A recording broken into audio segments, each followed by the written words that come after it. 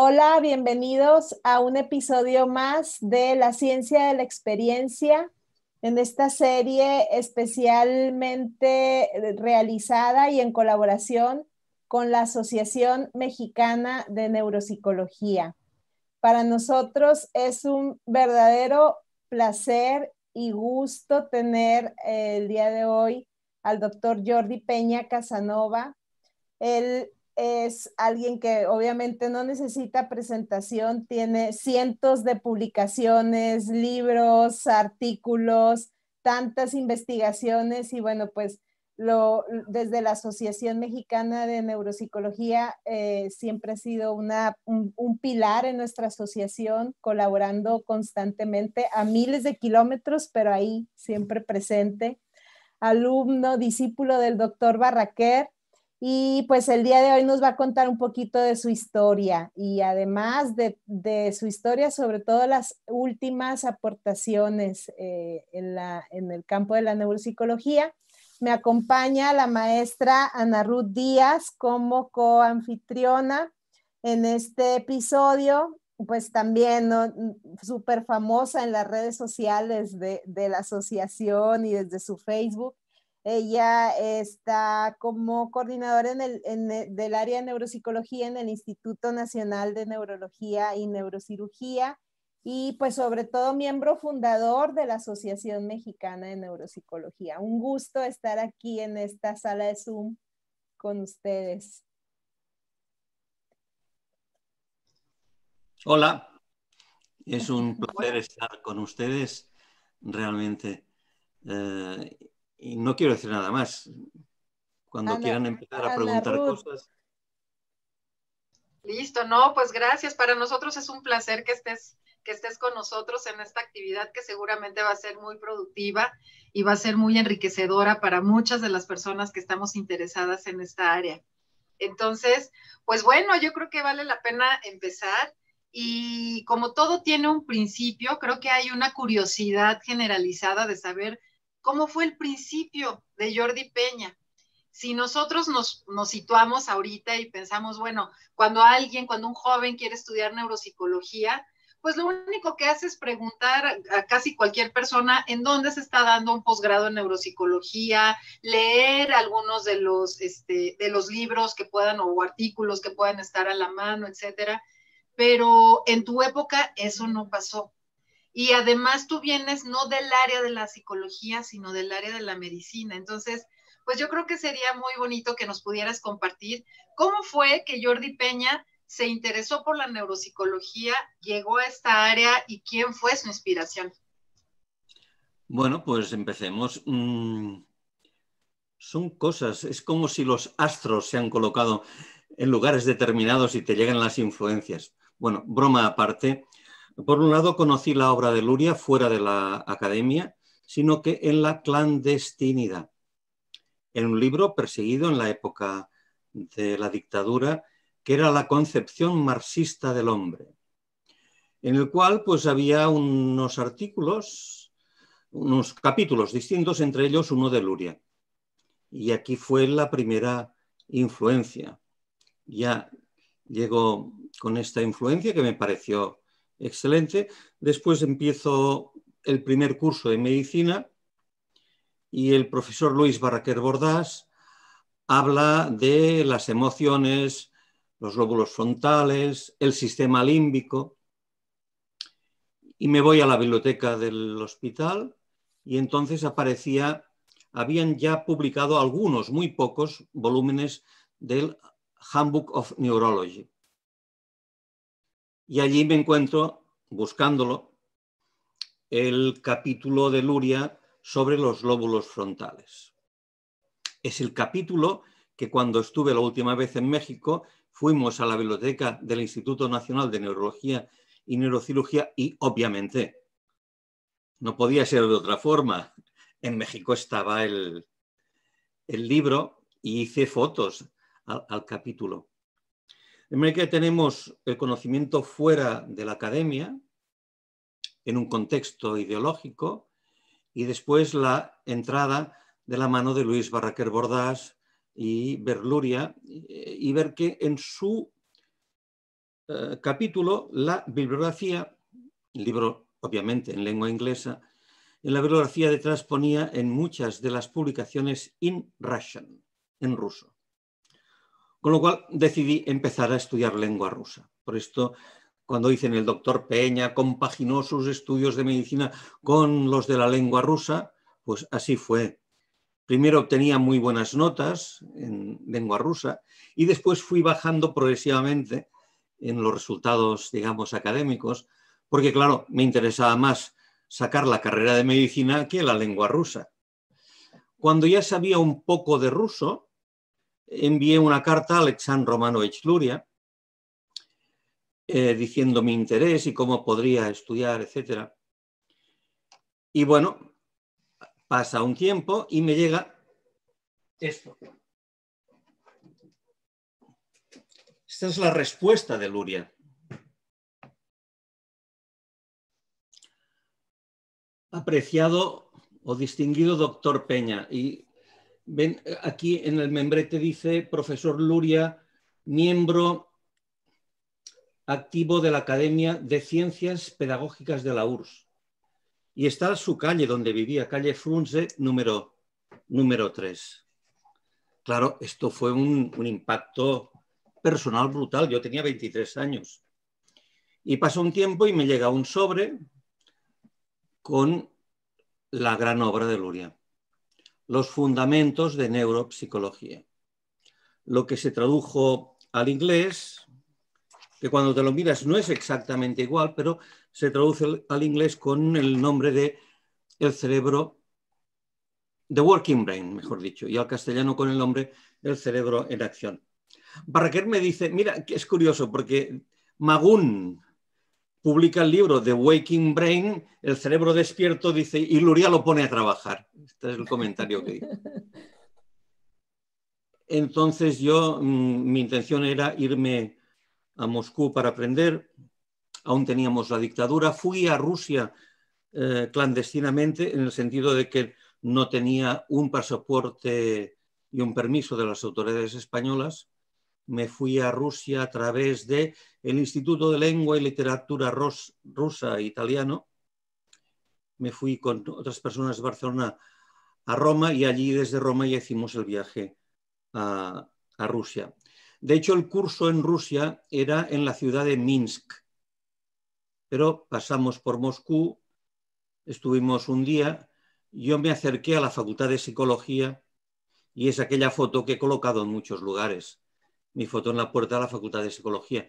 Entré, no estaba Luria, le entregué a una persona para que le hiciesen llegar a Luria el libro que había escrito el doctor Barraquer, el Afasias, Apraxias, Agnosias. Hay mucha gente que piensa que yo he estudiado con Luria, pues no, yo no he estudiado con Luria. Me he escrito con Luria, Luria me ha enviado un libro, he estado en su facultad, pero nunca me he formado directamente como otras personas que conocéis en Latinoamérica en la Facultad de Psicología y en la universidad. Lo que sí que después la vida da muchas vueltas. He tenido la suerte de estar en la Facultad de Psicología ya como invitado y dando una conferencia sobre la neuropsicología cualitativa y cuantitativa. Y después también he tenido la suerte de estar en un edificio que está juntito al lado prácticamente, tocándose, que es el Instituto de Psicología de Moscú, donde trabajó el gran Vygotsky. Estas son las cosas, digamos, del inicio de la carrera y de estos años últimos. Hace fue un par de años, ¿no, doctor? Que estuvo dando las conferencias. A nosotros nos gustaría saber, todo este inicio es bastante inspirador y sobre todo nos ubica un poco en el tiempo y en su gran trayectoria, como decía Ana Ruth. Inició como un estudiante con muchas ilusiones, con ganas de comerse el mundo y como nada lo detuvo, ni la situación social por la que pasaba en ese momento. Nos gustaría saber cuál ha sido el mayor reto en su carrera como formador. Sin duda, sí díganme. Si me permites un comentario respecto a lo que he dicho. Aunque Luria ha sido muy importante en mi carrera, obviamente Luria es un elemento más de algo muy grande, que es la historia de la neuropsicología. Pero la persona que me influye más de entrada no es Luria. Me influye más la persona que escribe el primer libro de neuropsicología en el mundo. Que esto a veces es olvidado. Y Roch-Lecoq lo reconoce. El primer gran libro de neuropsicología lo escribe Julián de Ajurriaguera, un vasco, una persona de Bilbao, de al ladito de Bilbao, que se va a Francia. Y lo escribe con Ecan, con un prefacio del gran Théophile Alajoanin, y que ya es muy previo, porque yo ya me estudié la segunda edición. Pero el gran libro de neuropsicología es el de Ajurriaguera y Ecan. Y quiero decir esto porque es muy importante. Porque Ajurriaguera y Ecan hacen un libro de neuropsicología que es muy global. Es de autor que lo revisa todo, que te lo pone al día, que te recoge todo lo clásico. No es la visión particular y específica del modelo y que todo queda más o menos trabado, que es en Luria. En Luria tienes la teoría, tienes el análisis neuropsicológico y su exploración, y después te vendrá lo que es la rehabilitación, que está muy clara en el tratado de la fascia traumática, y después va a recoger esta, digamos, antorcha, si se me permite la expresión, la gran Svetskova. Pero mi enfoque no es, ni ha sido, aunque Luria haya tenido mucha importancia, no es estrictamente lurianista. Y además otro elemento más. En aquella época, en los años 70, ya tengo en biblioteca, que aún lo tengo aquí, el gran libro también, aunque reducido en un ámbito, de Boston. El Boston Diagnostic Aphasia Examination, de dos grandes personajes, que son Goodglass y Kaplan. Es decir, que mi referente es triple. París, que lo tengo cerca, y que me voy después de haber intentado estar en Rusia, me voy a la catedral, que es la Salpêtrière, con lo cual recojo toda la tradición europea y toda la tradición mundial, resumida en el gran libro de Ajurriaguera y Ecan, Le Cortex Cerebral, que tiene como subtítulo Étude neuropsychopathologique, estudio neuropsicopatológico. Entonces, mis referencias son, por un lado, yo digo las tres grandes catedrales. El Hospital de la Salpêtrière, en París, que lo tengo cerca, que yo he ido en automóvil a París y durante la noche vas en tren a París. Después, la gran catedral que es la Universidad de Moscú, con su caserón al lado del Kremlin, que es la Facultad de Psicología. Y después, el Veterans Administration Center en Boston. Y he tenido la suerte de visitar los tres centros. En Boston estuve acogido por su director y también muy bien. Y he tenido la suerte de tener en mi casa, a Edith Kaplan, que he tenido las relaciones personales. Y recogiendo la tradición parisina, el otro gran personaje que he tenido la suerte de también de tenerlo en mi casa y yo vivir en su casa, en Montreal, ha sido el grandísimo, el enorme André Roch-Lecoq. Es decir, no tan solo, yo quiero que lo tengan muy claro, por más lurianista que uno sea, Luria no es la neuropsicología, es un gran autor de la neuropsicología, con sus, como siempre, con sus grandezas y sus miserias, como todos. Entonces, mi referencia, insisto, primera es París, después Luria y después el método que me va a influir muchísimo, por lo cual en el test Barcelona hago perfiles, viene de Boston.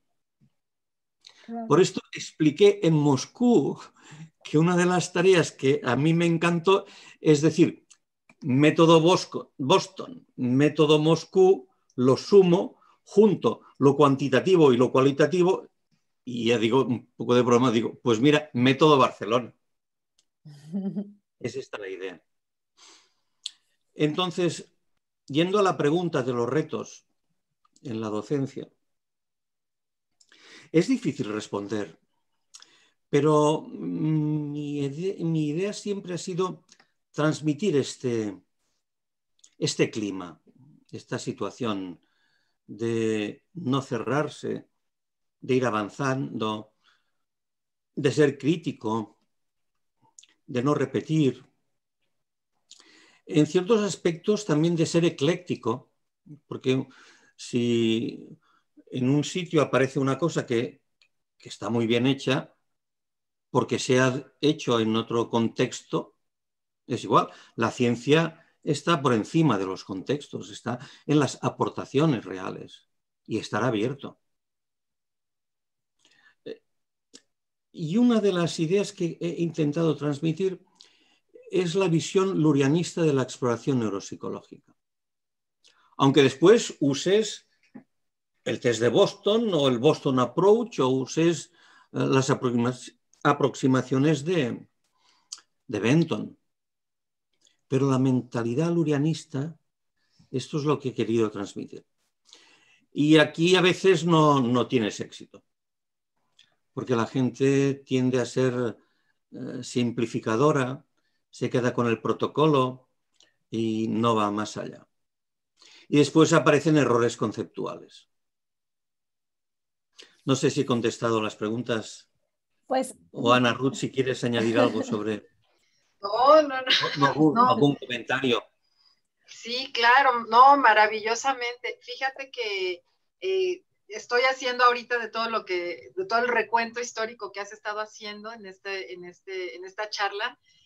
He estado recordando algunas cosas y cuando yo leía los primeros textos de Jordi Peña Casanova y con todo el respeto que me mereces, además del aprecio que te tengo, creo que también si nosotros analizamos la obra de un autor podemos identificar épocas, momentos, vertientes. Me parece que Jordi Peña, no porque estés aquí, pero que Jordi Peña ha cubierto una buena parte de las cosas que son esenciales en el estudio de la neuropsicología y su desarrollo científico.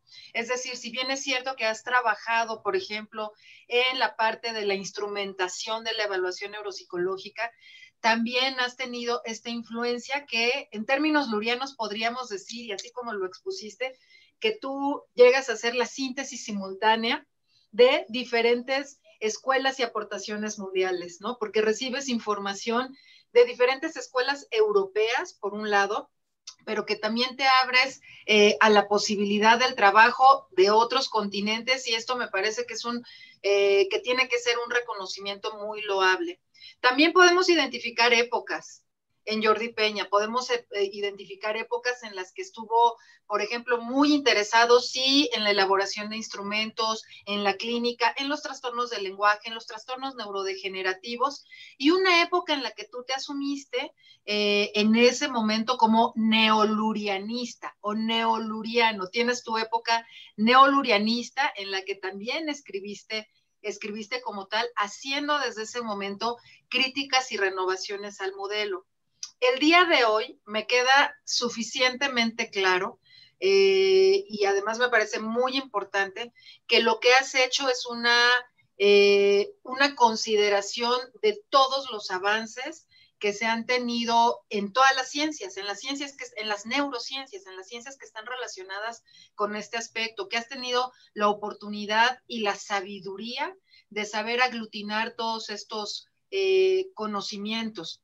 Y esa es la razón por la cual hoy presentas, bueno, ya tienes un ratito presentando, pero el día de hoy presentas un modelo que podría ser provocador para muchos, porque presentas un modelo de 5 bloques, ¿no? Cuando estábamos acostumbrados históricamente a escuchar el modelo luriano de 3 bloques y dices, a ver, como lo dijiste ahorita, bueno, Luria no lo es todo, Luria es una persona muy importante, pero han hecho muchas cosas alrededor y hoy tienes la oportunidad, basada en la evidencia científica, de presentarnos y presentar a la comunidad científica de las neurociencias este modelo de 5 bloques. Para mí es suficientemente claro que estás recuperando mucha información y que muchas de las cosas que encontramos en la clínica y en el quehacer profesional desde diferentes perspectivas se pueden ver reflejados y explicados por este modelo.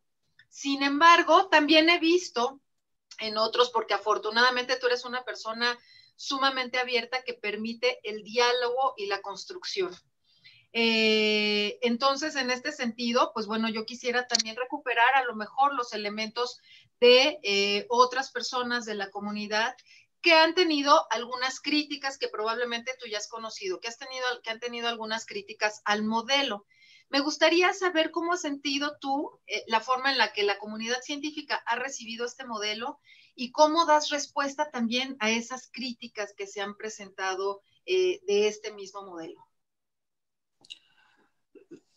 De hecho, críticas no he recibido ninguna seria. Todas las veces que lo he explicado, todo el mundo ha estado de acuerdo. Y fíjate, Ana Ruth, más lurianista que Jana Glossman, que sería, o Tatiana Jutina, que son las dos personas de la época de Luria, que, por cierto, Jana Glossman ha estado en mi casa, en este edificio donde estáis. Han estado encantadas. Y las dos frases, en concreto una, que yo cito en mi libro del Test Barcelona en latín, non progredi es regredi, las han colocado en la editorial inaugural del Lurian Journal. Y dice, este journal, esta revista, no está hecha para repetir lo que dijo Luria. Aunque no rompamos raíces, estamos abiertos a cualquier avance. Entonces, esto es muy claro, que el modelo de Luria actualmente lo podemos calificar de anticuado. Porque con aquellas frases que también cito, que la neuropsicología va evolucionando a lo largo del tiempo y van apareciendo nuevas ideas, nuevas filosofías, nuevas tecnologías, que es lo que hace precisamente Luria. Incluso en la obra fasiológica de Luria, cuando miras el primer libro, La fascia traumática, y te vas al libro de neurolingüística, ha cambiado, ha introducido cosas de la gramática tradicional, más empieza a hablar de la gramática generativa y transformacional, de manera que esto es muy claro que va añadiendo cosas y va evolucionando. Entonces, también aquí ha sido todo un proceso. Primero me piden que haga un monográfico para el Journal of Neurolinguistics y me reservo un artículo donde digo definición del lurianismo y después veo cuáles son las características, intento recoger por primera vez la bibliografía de Luria, que después cuando lo hacen en serio, porque pueden, lo hacen en Rusia, pero citan mi primer intento. Y allí ya hago algunos comentarios sobre cosas que se deberían mejorar en Luria. Después viene el libro de Neurología de la Conducta y Neuropsicología. Y en el capítulo número 1, que además lo titulo Un análisis por niveles, allí ya uso dos palabras rusas, que son las del cambio. La perestroika, streit es construir y perestreit es reconstruir. Y la glasnost, que es la otra palabra que sale en la época de Gorbachev, cuando ya tiempo más tarde va a hundirse la Unión Soviética. Y luego ya viene el libro del TES Barcelona, que coincide en que me invitan a participar al 5º Congreso en Memoria de Luria y me dan una de las conferencias magistrales. Y claro, las conferencias magistrales se acompañan de un artículo con un número de páginas reducidos y con un número de artículos citables reducidos. Y allí uso el método científico, que es revisemos qué hay en la literatura en los últimos años, buscando palabras claves como sistema funcional, como tálamo, ¿qué hay del tálamo? Como ganglios de la base, cerebellum. Y de esto saco 15 guías para construir un modelo, que lo puedo construir sin las 15 guías, pero con las 15 guías le dan la base científica. Entonces, dentro de estas guías digo, mantener la idea de la aproximación sociohistórica. Digo, mantener, pero actualizar y poner al día el tema de los bloques funcionales cerebrales. Digo, tener en cuenta el modelo de Paul Ivan Yakovlev con el cerebro o telencéfalo, impar, semipar y totopar. Tener en cuenta que en el bloque 1 de Luria no aparecen los sistemas de los transmisores serotoninérgico, colinérgico, noradrenérgico, dopaminérgico. Claro. Luria es muy anatómico, pero muy anatómico. Pero anatomía funcional, incluso baja a la histología. Y como él no es su tema, busca un colaborador. Y en su gran libro de las funciones corticales superiores del hombre, tiene a Poliakov. Luria discute sobre el archicórtex, el paleocórtex, las distintas formas de neocórtex, las conexiones, etcétera, etcétera, etcétera. Entonces, claro, has de empezar intentando tener datos anatomofuncionales. En la época de Luria, la visión funcional de las capacidades cognitivas era tremendamente corticalista. Y claro, la neuropsicología de Luria es corticalista.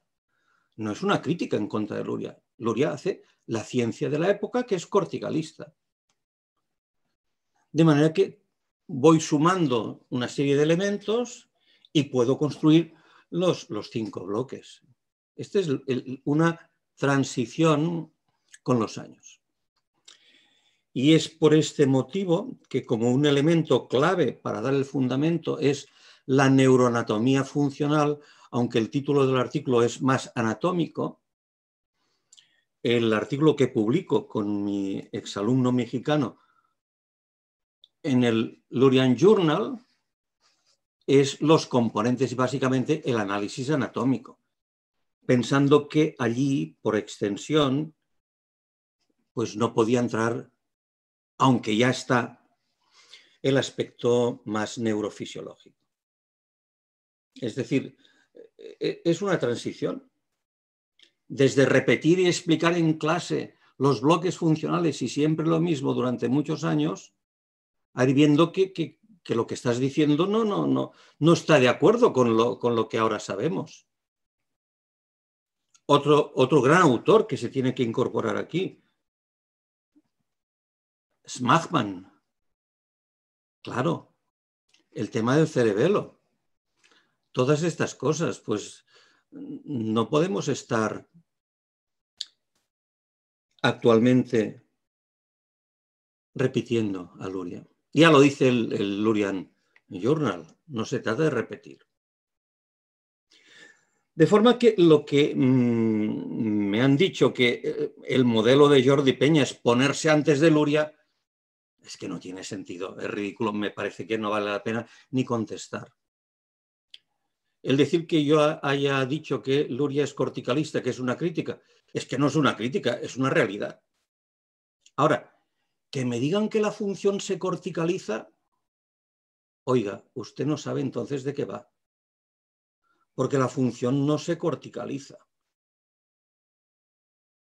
Y lo explico en el artículo y en el libro del Test Barcelona, que hemos de introducir el concepto de exaptación. Y si tú introduces el término exaptación, que lo he explicado en México, queda muy claro. Aquellos circuitos tan primitivos, córtico, estrío, pálido, tálamo, corticales, que funcionan tan bien, la evolución filogenética los mantiene. Y cuando aparecen actividades más complejas, lo que tradicionalmente se decía funciones corticales superiores, no es que ahora se corticaliza, sino que la propia evolución implica la evolución paralela de la corteza, los ganglios de la base y el cerebelo. Por esto hablo de un conjunto global, integrado, supralímbico, que es la unión global del trabajo de la corteza con los ganglios de la base y el cerebelo. Y este sería uno de los grandes complejos funcionales. Y esto me da a que me permita separar tres grandes unidades. La corteza con sus procesadores locales y los dos elementos que están por debajo, que son los ganglios de la base y el cerebelo. Pero fíjense que son los ganglios de la base modernos. Es el neoestriado. Porque como estamos con la exaptación, también tengo el estriado primitivo en el cerebro más primitivo, que es lo previo. El primer gran conjunto funcional es el tronco del encéfalo. Evolutivamente que viene el sistema límbico. ¿Y qué nos dice Yakovlev? Tronco del encéfalo y arriba el hipotálamo, la endocinesia. Los movimientos ligados con las células. Movimientos de la respiración, el peristaltismo, todo lo que tiene que ver con mantener el entorno celular en situación estable. Anda, mira. Homeostasis. Canon. Para mantener la vida. Y si digo canon y me voy más lejos, y si es el entorno de la célula, ¿esto quién es? Claude Bernard, Le Milieu Antérieur. Y en el año 2000, que está aquí detrás, si lo veo directamente, lo enseño, no lo veo directamente, en el año 2000 está el libro de Mesulam. Y el libro de Mesulam es otro que es brutal.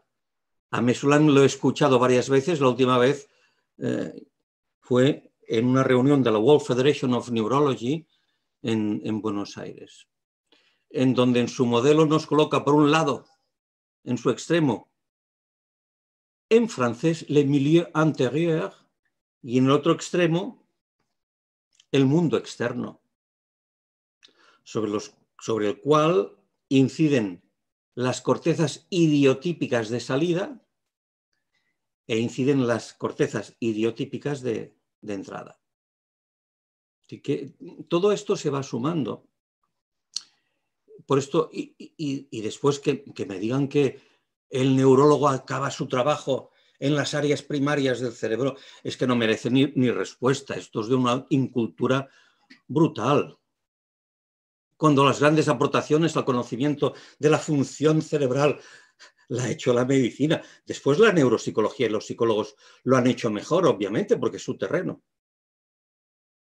Pero el conocimiento del neurólogo que se acaba en las áreas primarias del cerebro, no contesto.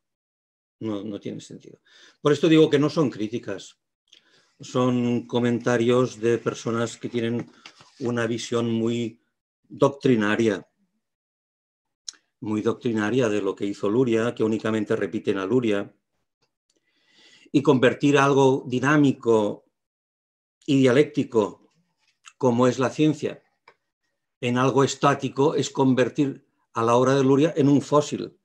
Y el fósil, pues, poco puede servir. Tú tienes ya el dogma y ya tienes una forma total de control del conocimiento. Y esto lleva al fanatismo. Y si estás en el fanatismo ya no estudias ni lees nada más. Te quedas ahí. Yo dejaría este tema, si te parece, Ana Ruth. Si quieres, Sí. dejaría el tema de las críticas y iría más, si Yo queréis, a concretar alguna cosa tengo más. una pregunta, pero antes un comentario. Yo creo que nunca, al menos no recuerdo que abiertamente le haya dicho qué me motivó elegir el máster en neuropsicología y neurología de la conducta. Creo que lo he comentado con mis alumnos, pero no con mi maestro, a quien tengo mucho cariño, al doctor Jordi Peña Casanova. Para mí, ahorita en esta entrevista me confirma, me recuerda que no hay dos como él. Él es una persona que podemos darnos cuenta que nunca se va a quedar estático. Me encantó hace algunos años cuando, bueno, creo que lo escuché por primera vez el año pasado en Barcelona, en la presentación del TES Barcelona, esta frase de no progresar es retroceder. Me encanta y cómo ha trascendido hasta la revista de Luria. Y creo que cuando tuve la oportunidad de elegir un posgrado, estaba en México. En México pues había poca oferta, hoy hay más, no tanta, pero hay más, había poca oferta. Y la maestría era muy rusa y yo creo que eso no me terminó de convencer. Tampoco quería irme al norte porque no suelo ser así tan extremista, y me gustó del máster que tiene ya, ¿cuántas ediciones, doctor? 20, bueno, años más bien, 27. Celebramos los 25 años, Pero eso pues ya fue hace... los 30 y pico. Sí, sí, ya son, a lo mejor ya van en la edición 14 por ahí, ¿no? Sí. Y bueno, lo que me convenció y me enamoró, y yo no tengo una carta como la tiene usted enmarcada, yo tengo un email del doctor Jordi Peña Casanova, porque a mí ya me tocaron correos electrónicos de aceptación, ¿no? al ingreso del máster, y es esta constante renovación. Yo viví esa época de la perestroika, de la neuropsicología de Barcelona. Viví esa parte de esa época del doctor Jordi Peña Casanova hablando del artículo Playing Tennis with the Cerebellum, todo eso, la publicación del libro Neurología de la Conducta y Neuropsicología, y pues eso nos ha inspirado a miles, ¿no? Y pues es una de las razones por las que nos encanta tenerlo aquí. Creo que por otro lado nos ha costado trabajo seguirle el ritmo, doctor. A algunos nos ha costado trabajo seguirle el ritmo. Y me gustaría que nos platicara sobre este concepto de la velocidad de procesamiento como una función. ¿Qué nos puede decir al Mira, respecto? cuando estudiamos las funciones cerebrales, tú estudias, pues mira, la función motora, la función sensorial, estudias la fisiología de los ganglios de la base del cerebelo, estudias el lenguaje, estudias la gestualidad de las praxias, pero no estudias nunca una función que se llama la velocidad de procesamiento. La velocidad de procesamiento no es una función cerebral. Y entonces cuando te hablan de esta función, pues uno se queda muy, muy extrañado. Esto que ya lo tenía claro, y ahora estoy mirando aquí y os voy a enseñar el libro. Está en este libro. Este libro es el que, del 2009, es el que me acaba de convencer de todo. que es brutal. Si uno es muy corticalista, pues aquí le dicen estructuras subcorticales y cognición, implicaciones para la evaluación neuropsicológica. Y aquí Leonard Koziol con Débora Budin lo explican muy bien. Fijaros con el ejemplo, que además yo ya lo había colocado en el libro de Neurología de la Conducta en Neuropsicología. Aquello de las 3 grandes redes. Redes límbicas, redes asociativas y redes sensoriomotoras. ¿Ok? Entonces, todo lo que es una capacidad que está muy automatizada, muy aprendida, incluso diría hiperaprendida, va por una red sensoriomotora, estímulo-respuesta. Si tú has aprendido el nombre de esto se llama vaso o se llama naranja, cuando uno ve el objeto y le preguntan cómo se llama esto, no tiene que hacer una función ejecutiva, es todo sensoriomotor. Cuando un niño aprende a dibujar, esto es muy ejecutivo. Y va cada vez dominando más los sistemas motores, las relaciones espaciales, las angulaciones, delante, detrás, arriba, abajo, etcétera, etcétera, toda esta información. Pero al final, cuando ya lo ha aprendido, automáticamente hacer círculos, cuadrados, triángulos o lo que quieras, esto se ha convertido en sensorio-motor. Que esto equivale a lo que decía Luria. Yo esto lo enseño en un texto en ruso abajo y en inglés arriba, lo tengo ya así preparado, del libro de los fundamentos de neuropsicología. Dice, una de las características fundamentales de las funciones de la corteza humana es que la función cambia de localización. En 2 situaciones, dice. En el desarrollo y en el aprendizaje. En conclusión, esto que explica Luria, ahora lo tenemos, y aquí están todos los esquemas, yo los he colocado en mi libro. Primero tenemos un circuito que es córtico, estío, pálido, tálamo cortical, que tiene que ver con las cortezas frontales y parietales asociativas, que esto es la corteza sensoriomotora. Y cuando uno lo ha aprendido, perdón, sensoriomotora, asociativa. Y cuando uno ya lo tiene súper aprendido, ya no requiere la corteza sensoriomotora, que es lo que dice Luria. Cambia de ubicación con el desarrollo y con el aprendizaje. Claro, con el aprendizaje ganas en velocidad. Y aquí está el tema. Porque lo que tú planificas por la vía asociativa es lenta y requiere un control ejecutivo. Lo que va por la vía sensoriomotora es rápida. De manera que la palabra que usa Koziol en su libro es que la velocidad no es más que un epifenómeno, repito la palabra, epifenómeno, de los circuitos que están trabajando por detrás.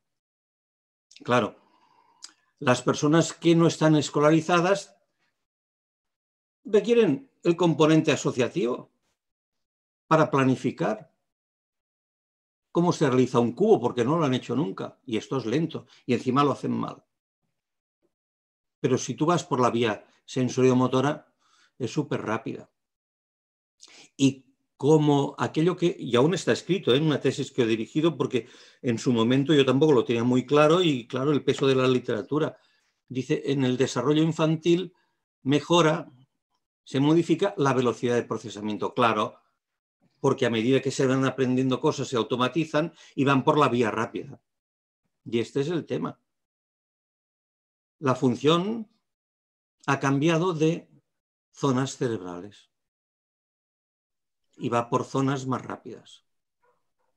Sí, creo que el aprender, más que aprender, la flexibilidad suficiente para dejar ir y soltar cosas es lo que a lo mejor a algunos clínicos nos cuesta, ¿no? El comprender esta visión de la velocidad de procesamiento. Y hablando de automatismos. Pues aquí te diré alguna cosa también muy divertida. Sigue. Diga. No. Acabo de escribir con un exalumno. Nos queda retocar 2 apartados, que es el apartado de Rusia y de Latinoamérica. Acabamos de escribir la historia de la neuropsicología y la neurología de la conducta. Saldrá un libro de unas 560, 580 páginas. Y dice, es que cuesta cambiar, y te das cuenta que cuesta cambiar brutal. El modelo de Lichtenstein, y sigue el modelo Lichtenstein. Y no incorporan las 2 vías, la vía dorsal y la vía ventral. El lurianismo seguirá siempre y se morirá con el modelo de Luria, en el cual no están las vías dorsal y la vía ventral, y la vía dorsal y la vía ventral sirve para el procesamiento visual, para el procesamiento del lenguaje y para el procesamiento táctil. Entonces, ¿por dónde va? Y por esto cito el libro de historia. Y si encima tú tienes a la represión política, esto ya es el extremo. Durante toda la Edad Media, se repite el modelo de la función psicológica en los ventrículos cerebrales. Claro, está el poder de la Santa Madre Iglesia y la Inquisición. ¿A quién se le ocurre relacionar las capacidades mentales con el parénquima cerebral? Si es el espíritu, es el alma, y el alma únicamente puede estar en los ventrículos. De manera que durante toda la Edad Media hay muchas variaciones del modelo ventricular. Vamos a Napoleón III. Envían a la policía a controlar lo que dicen en las reuniones de la Sociedad de Antropología, es decir, que Broca estaba controlado por la policía, que no fuese en contra de los principios del imperio. Vamos a la época soviética. Pues verán ustedes que hay 2 grandes situaciones de represión política brutales. Todo el tema de los decretos en contra de la paidología, que usaban psicometría, la prohibición de la paidología, y se cierran todos los núcleos, y claro, como Vygotsky estaba con el desarrollo de los niños, etc., pues se prohíbe a Vygotsky. Y después, en el año 51, esto fue antes, en el año 51, la Pavlovskaya sesia, la sesión sobre Pavlov. La única forma de estudiar las capacidades superiores es el reflejo condicionado y la escuela de Pavlov. Gente de la escuela de Pavlov acusan al resto de investigadores que ahora tienen como Anochin una placa en la fachada del Instituto de Psicología de Moscú. Pues Anochin salió perjudicado de la reunión de la Pavlovskaya sesia. Es decir, no tan solo que a los clínicos les cueste, sino que existen los decretos. La otra cosa interesantísima para estudiar es que es increíble, el nazismo. El nazismo hace que exista una gran emigración hacia Estados Unidos, que el gran desarrollo de la neuropsicología en Estados Unidos la llevan los alemanes judíos perseguidos por el nazismo. De aquí, yo ahora me los estoy estudiando con detalle porque hemos escrito tanto y hemos buscado tanto que realmente es increíble, de verdad. La tragedia en la ciencia española por la dictadura del general Franco. brutal. Los científicos acogidos en México y en toda Latinoamérica, sobre todo también en Buenos Aires, la persecución política. Aunque también por el otro lado, porque hay un científico que era de derechas y no se sabe cómo acabó, desapareció. ¿Entienden? Es decir, que la neuropsicología está plagada de una interacción brutal entre el movimiento sociohistórico político y la ideología imperante.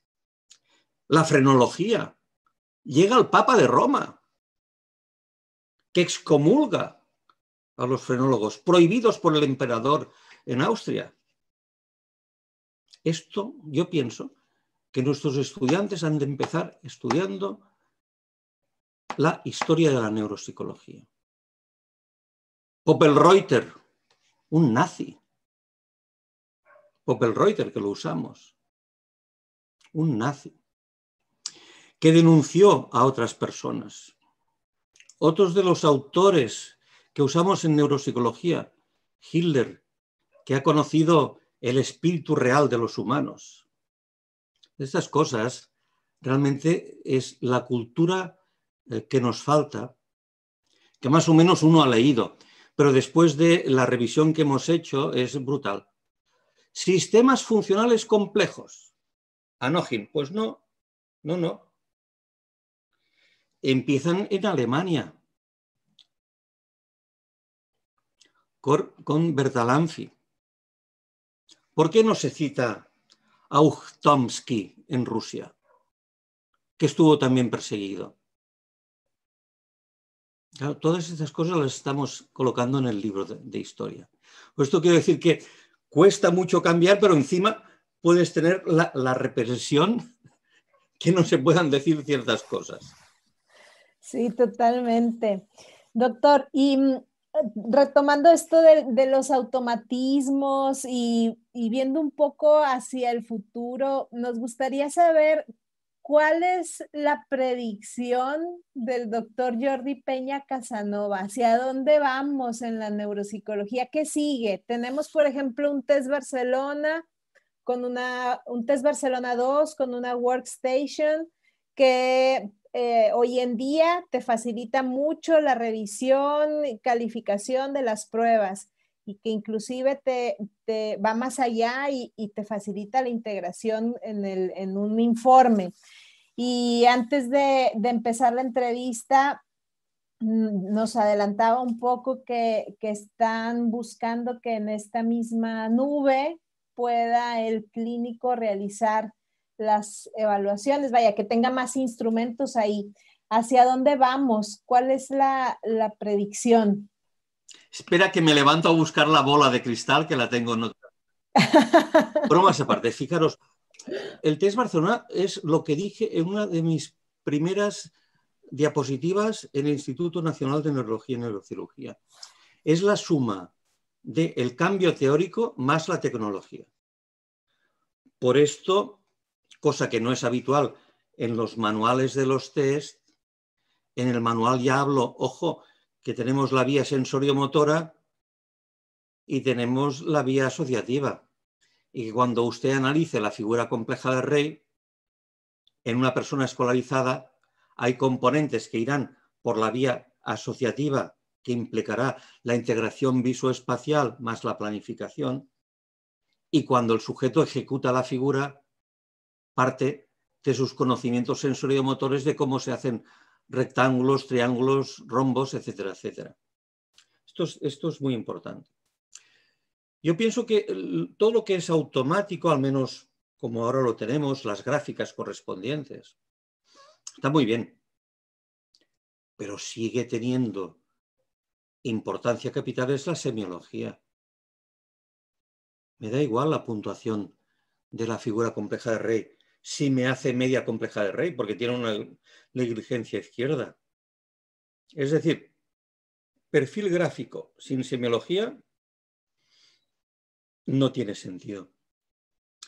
Que yo, mi idea, y en esto vamos a, ya está el plan de empezar a trabajar, ya he hablado con la empresa de informática que nos lo lleva el Test Barcelona, poder implementar poco a poco más tareas de exploración a distancia. Con lo cual, fijaros que en países, como me lo dicen lugares, sin citar ningún país, que tienen una gran extensión y que no hay neuropsicólogos en todas partes, tú puedes tener un neuropsicólogo a 1000 kilómetros y hacer una exploración aceptablemente bien. Se podrían usar todo de forma informatizada, autoaplicable. A mí no me gusta lo autoaplicable porque no sabes si te van a colaborar, etc. Y hay el tema de la simulación cuando entras en la neuropsicología forense.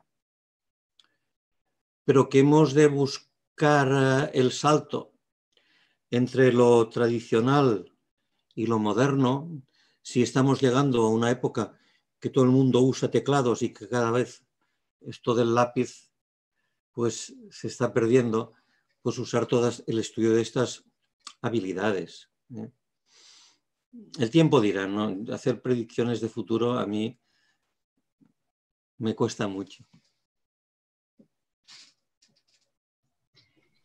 Sí, sí es difícil, pero sí estamos caminando en función de las nuevas necesidades. O sea, ahorita la realidad es que hay muchas cosas que no podemos tener de forma presencial y que las estamos sustituyendo, por lo menos parcialmente, desde un formato virtual. Y en la medida de que esta situación continúe de esta manera o de alguna otra nueva normalidad, como se dice aquí en México, pues vamos a tener que ir avanzando en ese sentido y tener opciones, creo que nos permite conocer de todas maneras, de una manera distinta, a las personas que requieren este tipo de apoyo, ¿no? Yo también soy más tradicional y por supuesto creo que no hay nada como la clínica presencial. Entonces, obviamente. Muy de acuerdo. Pero, sí, yo he analizado el Test Barcelona y uno se da cuenta qué se puede hacer a distancia y qué no se puede hacer a distancia. Y te das cuenta que hay pruebas del Test Barcelona que tienen un interés cuando hay ciertas lesiones focales, pero que normalmente no las necesitas. Y dices, ¿y usted por qué lo ha colocado en el test? Digo, porque yo quiero un instrumento que me sirva cuando lo necesito. Por ejemplo, encontrarte con el síndrome de Berger-de-Gerin o el síndrome de Gerin-Mouzon y estudiar la grafestesia o la morfognosia no es una exploración que se haga sistemáticamente. De ahí viene en que se haya construido la versión alfa, la versión beta, la versión abreviada, la versión forense, la versión complemento neuronorma. Entonces, si tú eliminas lo que difícilmente puedes hacer a distancia, te das cuenta que pierdes poco. Pierdes poco. Los colores los puedes hacer en parte a distancia.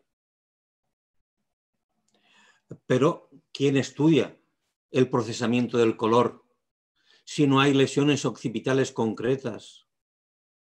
¿Quién ha visto a lo largo de su carrera acromatopsias?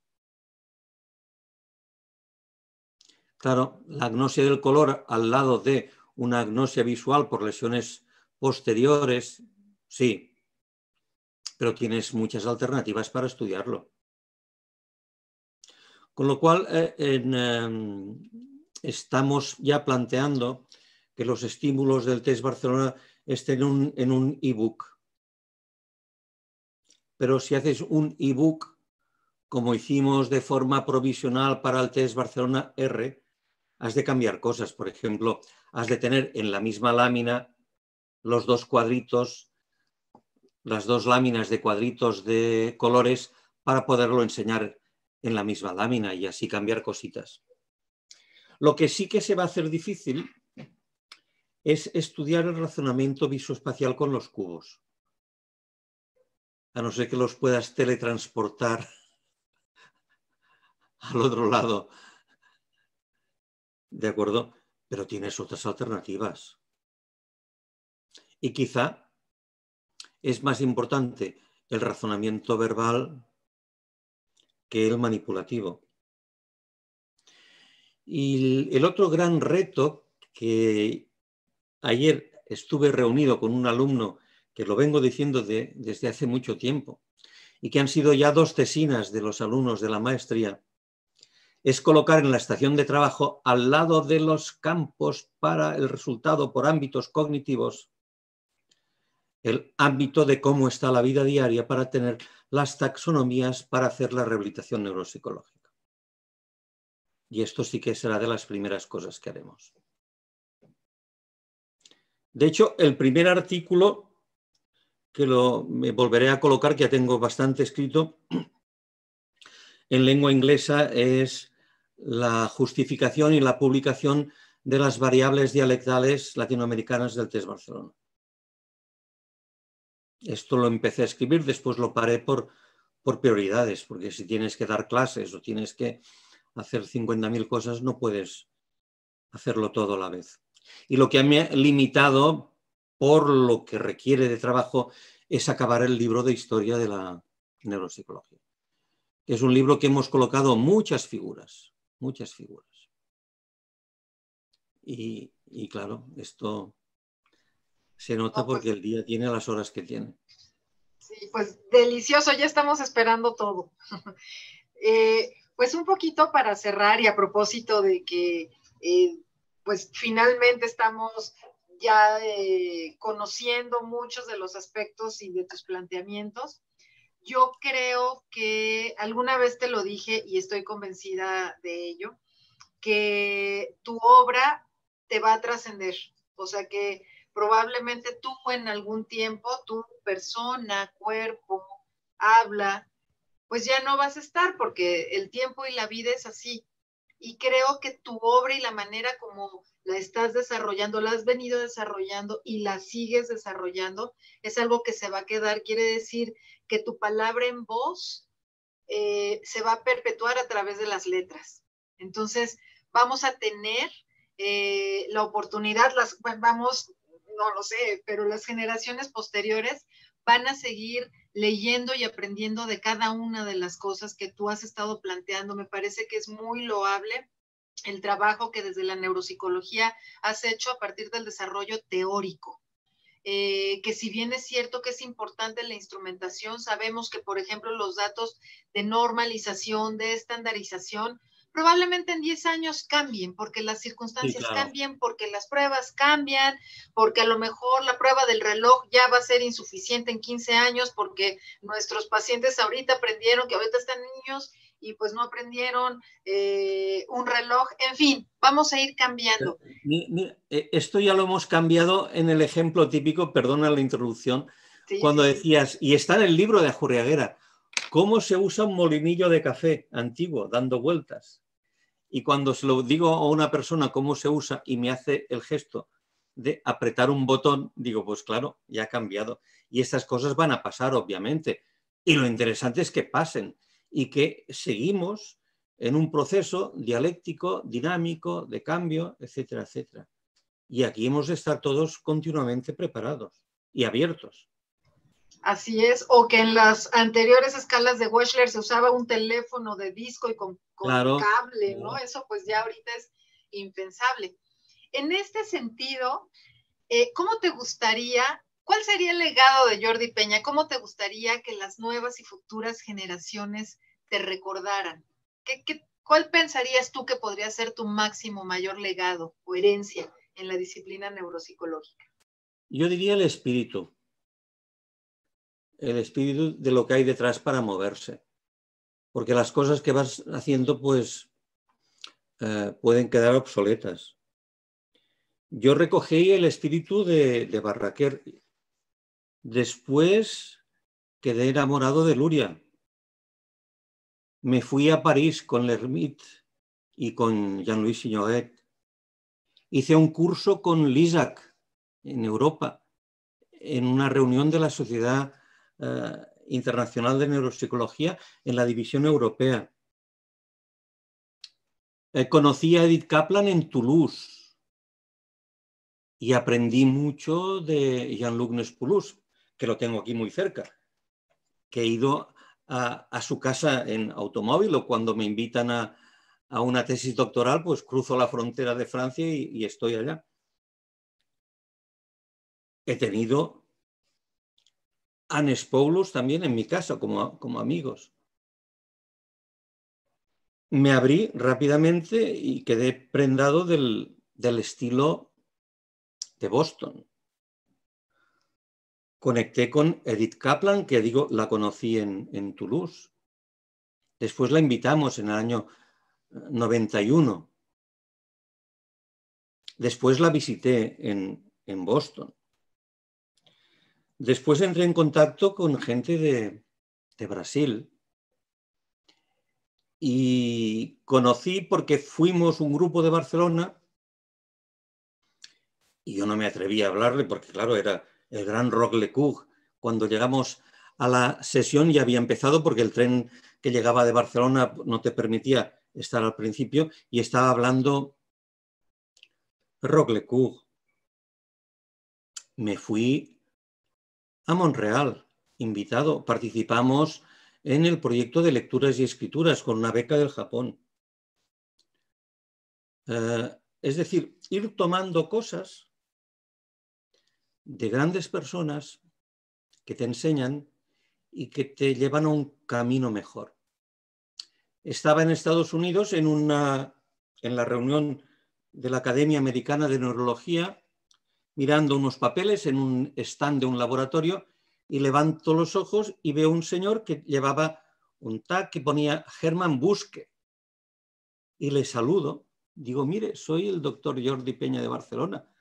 No, me he quedado maravillado en conocerle a usted. Cuando usted publicó su tesis, yo hice una primera adaptación, etcétera, etcétera.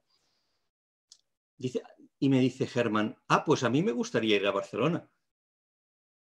Lo he tenido 3 veces en mi casa. Y ha estado en este despacho. Después, temas de la vida. Conocer al grupo de Moscú, a Jutina. Es decir, lo importante es el espíritu, porque tú en un momento determinado puedes hacer cosas que después quedan obsoletas. Pero si tú te vas manteniendo o intentando mantenerte al día, que tampoco quiere decir dominarlo todo, ojo, yo ciertas cosas de estadística no entro. Para eso tengo a Gonzalo Sánchez. Ahora con Alberto García vamos a montar otro libro de historia con otro tema. Y aquí pues va a seguir Alberto.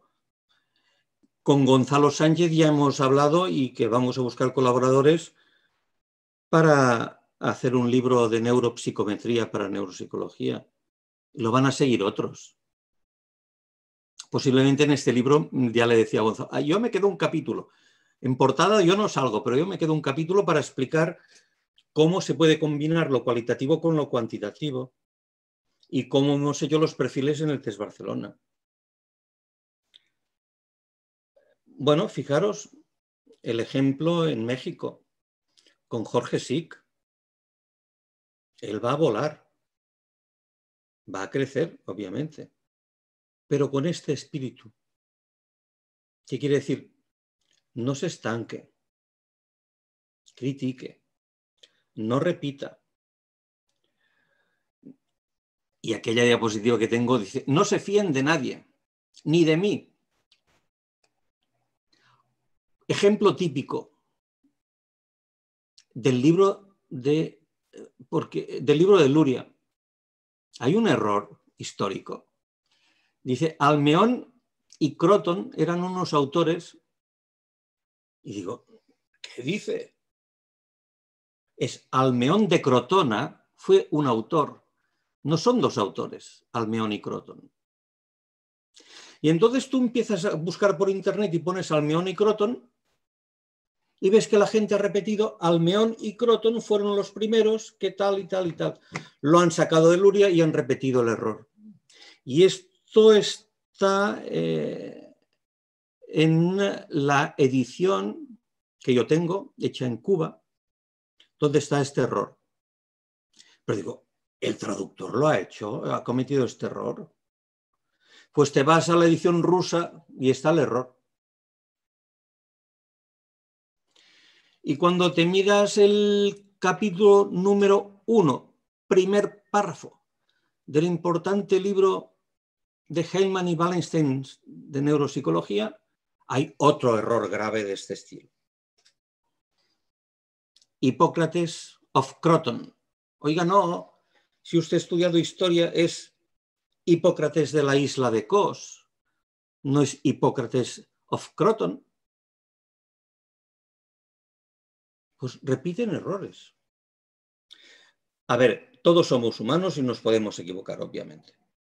Y yo en mi libro el último, el de teoría del test Barcelona, se han cambiado 2 frases que añadí y ahí están, los términos están equivocados. ¿Vale? Te das cuenta y en la reimpresión ya se ha corregido. Todos podemos cometer errores.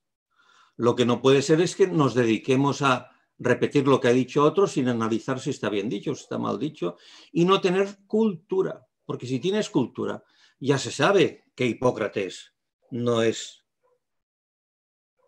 de Crotona, es Hipócrates de Kos.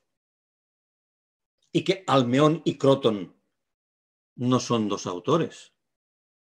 Pero claro, poned Google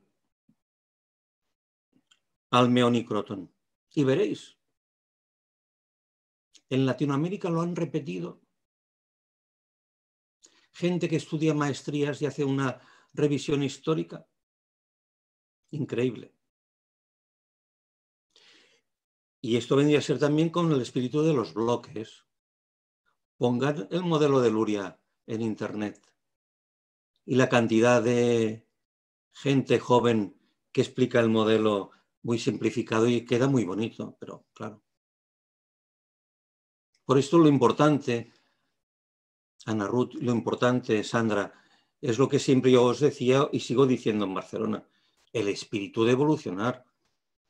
No teníamos al principio la idea de la neuropsicología basada en las evidencias, pues si nos llega toda la corriente de la medicina basada en las evidencias, busquen el tema de que en neuropsicología también hemos de tener evidencias, pruebas, sobre todo en la rehabilitación, que es un poquito el juego que yo hice cuando di una charla en Guadalajara, invitado por Teresita Villaseñor, en donde decía que los mejores neuropsicólogos de México habían hecho una contribución científica rehabilitando a afásicos y que habían mejorado un tanto por ciento determinado. Claro, pero es que no tenían grupo control. Y cuando lo vuelven a hacer, sin hacer nada, yo hice la broma, unos van al chamán o cada día les dan un poquito de tequila. Este grupo es el control. Pues de este control resulta que mejora el 25%. Esto quiere decir que lo que dijeron, siguiendo la broma, en este juego, que habían mejorado a tantos pacientes, pues no, porque como no tienes grupo de control, no has visto que espontáneamente el grupo de afásicos o lo que sea puede mejorar. Y cuando hacen trabajos de rehabilitación sin grupos de control, a no ser que sean estudios de caso único o como este caso que han presentado 2 personas jóvenes en México, en vuestra reunión, que han hecho el tratamiento de una alexia pura. Yo lo he visto y lo he repetido en mi Facebook. Pero fijaros que estas 2 personas que lo han hecho muy bien han usado el test Barcelona antiguo. Y no lo critico, ¿eh? No lo critico, porque lo han hecho bien. Pero claro, con el test Barcelona más nuevo, en lugar de tener el 6 y 18, tendrían el 10 y 30. Les quedaría más homogénea toda la información. Y esa es la idea del cambio. Ir incorporando nuevas cosas, etcétera, etcétera. Errores más graves de los del test de Boston, de la primera edición, no he visto ninguno. la primera edición del test de Boston. Y se dieron cuenta, te dan como referencia para comparar tu paciente con un grupo de afásicos. Porque aquí no hay alternativa. Todo sujeto normal hace las tareas básicas del lenguaje normal. Y si tú les das un punto por cada ítem del test, todo sujeto normal obtiene 10 puntos. Y eso es una tarea típicamente lurianista dicotómica. Y como es lurianista o dicotómica, se convierte en tarea cualitativa. Si falla, hay un fallo. Y puede fallar por 4 o 5 puntos, pero falla. Entonces, si tú tomas como grupo de control afásicos y tomas 200 afásicos y das la media y la distribución estándar de los afásicos y tú comparas tu afásico con este grupo, esto es un error inmenso. Porque los afásicos no tienen una media y una distribución estándar. Son bimodales. Son bimodales. Y esto en neuropsicología lo sabemos muy bien.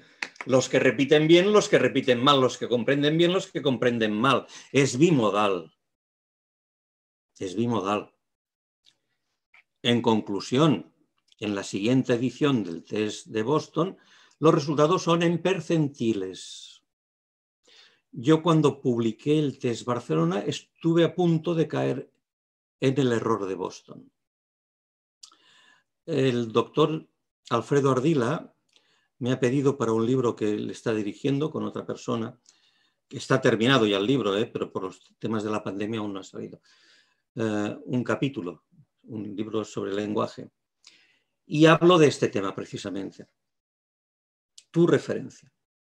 Porque además, si tú tomas como referencia los afásicos, es que afásicos. Y en función de cómo sea tu grupo de afásicos, te van a cambiar las puntuaciones. Que es lo que les pasa de nuevo en el test de Boston, que te dan las puntuaciones con referencia al primer grupo histórico, con referencia al segundo. Por eso en el test Barcelona se me ocurrió que esto se podía superar construyendo categorías a partir de la dicotomía de los que lo hacen bien, los que hacen mal, crear categorías. Y por esto las gráficas que enseñamos en el libro del test Barcelona son el traspaso de los casos antiguos que se estudiaban en percentiles al gráfico nuevo que ya no usa percentiles. En el fondo están los percentiles, pero que usa categorías. Esto quiere decir que si haces este enfoque, cuando tú quieras hacer adaptar el test de Boston, perdón, el test Barcelona a México, no tendrás que estudiar grupos de sujetos patológicos. Porque el test ya te dice lo que es la categoría. Todo sujeto normal, puntuación máxima, normal, a la derecha. Cuando un error no tiene peso, porque además lo cometen algunos sujetos normales, esto pasa a límite cuestionable. Cuando un error tiene peso, por ejemplo, un error en comprender una parte del cuerpo y señalarla, o en dar el nombre de esta parte del cuerpo, que es la tarea, esto ya lo dicen los más clásicos como Kaplan, tiene una significación. Entonces ya no es límite cuestionable, es leve 1. Entonces, ¿qué hemos considerado grave? Si el máximo de puntos son 10 puntos, consideraremos grave al sujeto que no llega a sacar 5 puntos. Por esto hemos definido de forma, porque lo dice el test maker con un principio, que es, será grave todo lo que sea la mitad menos 1. Y dentro de la gravedad, el que obtenga 0 puntos. Y como esto lo puedes hacer con un cierto paralelismo con los percentiles, pues ya tienes la forma de comparar el perfil neuronorma con el perfil, o mejor dicho, sí, el neuronorma también, pero las pruebas que son de tipo gaussiano con las pruebas que son dicotómicas o lurianistas. Que en el primer test Barcelona y en el revisado, y además yo lo decía muy claro, la parte izquierda no es más que la distribución sobre el papel de las puntuaciones patológicas, para que uno pueda establecerlo en gráfica. Pues ahora seguimos distribuyendo sobre el papel en columnas las puntuaciones patológicas, tomando como referencia lo gaussiano para hacerlo de una forma y lo que es dicotómico o lurianista para hacerlo de otra forma, con estos criterios. ¿Qué pasa? Que lo que en los sujetos normales es dicotómico, todo el mundo lo hace bien, en los sujetos con lesiones cerebrales ya no es dicotómico. Y según qué prueba es bimodal. Esta es la aproximación de los cambios. Y cuidado en no repetir, cuidado en el error que puede aparecer en un momento determinado, un centro del prestigio y de las contribuciones que ha hecho a la neuropsicología. Kaplan me explicó a mí en una cena en mi casa que cómo habían hecho en su momento la estadística a mano, haciendo los cálculos. No habían entonces las calculadoras o computadoras. Qué maravilloso. Bueno, doctor, estamos muy agradecidas por este viaje a través de los años y este viaje por los momentos más relevantes de la neuropsicología. Yo me quedo con una frase para definir esta última pregunta de Ana Ruth del legado del doctor Jordi Peña, el espíritu de evolucionar. Creo que en esa frase podemos resumirlo, lo que recordaremos siempre del doctor Jordi Peña. Ana Ruth, no sé si quieras agregar algo para cerrar este episodio.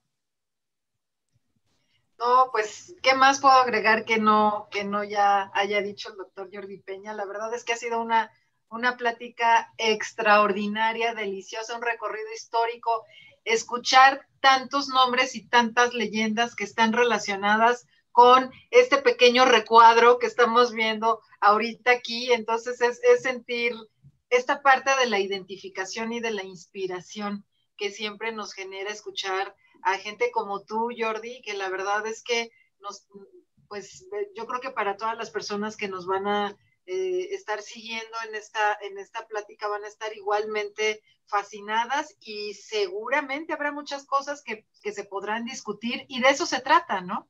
Claro, o sea, claro. de tener este espíritu que camina, que cambia, que progresa y que construye, ¿no? Entonces, hay en ese sentido una cosa que me he olvidado de decir, es que, fijaros, hicimos primero el proyecto Normacodem.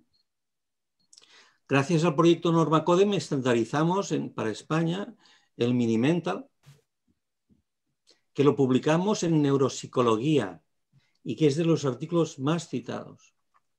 Gracias al Normacodem disponíamos de las bases para hacer el proyecto Neuronorma.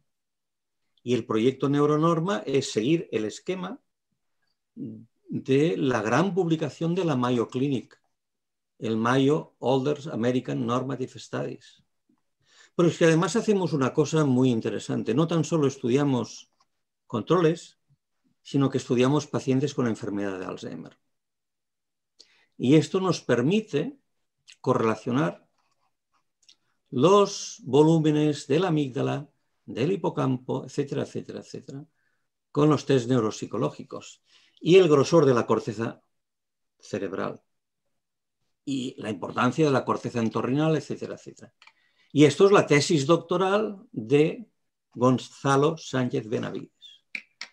Es decir, que hicimos una normalización, una validación en pacientes con unas correlaciones estructurales. Pero lo más importante es que el día 30 de octubre se presentó esta tesis doctoral en donde se sigue el camino, pero es que ahora tenemos los datos del líquido cefalorraquídeo y hacemos realmente una validación en función de una enfermedad definida como tal, nosológicamente. Es decir, que lo que habíamos hecho, siguiendo los criterios antiguos por diagnóstico clínico, pues ahora tenemos el diagnóstico biológico. Es un ejemplo más de cómo uno hace unos fundamentos, después viene una tesis doctoral, después viene otra tesis doctoral, y ahora tenemos en manos otra tesis doctoral que será el perfil neuronorma en las epilepsias pre- y postquirúrgicas. Es todo lo que decía el espíritu del progreso de un grupo que va avanzando. Con errores, obviamente, a lo largo del camino. Sí, es una velocidad impresionante. Como le decía, no le seguimos el ritmo, pero bueno, ya quiero saber en el próximo congreso que lo vamos a tener, seguramente si el COVID lo permite, ya quiero saber cuál será la novedad para esas épocas. Muchísimas gracias, doctor Jordi Peña, por aceptar nuestra invitación. Gracias, Ana Ruth, por acompañarnos en esta mañana en México, tarde en Barcelona, y los estaremos escuchando pronto a través de nuestras redes en YouTube y en la página de Facebook. Pronto estará publicado este episodio más de La Ciencia de la Experiencia, la serie con la Asociación Mexicana de Neuropsicología. Muchas gracias, doctor. Muchas gracias y saludos desde el Mediterráneo. Aquí ya estamos sin luz. Gracias.